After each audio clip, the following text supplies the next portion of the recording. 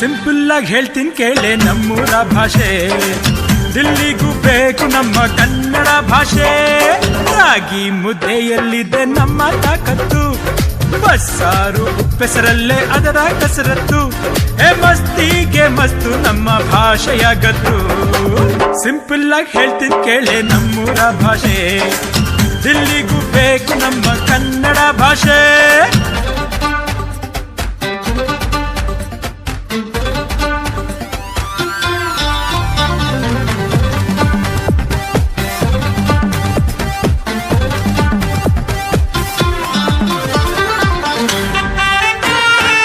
Bumba, bumba,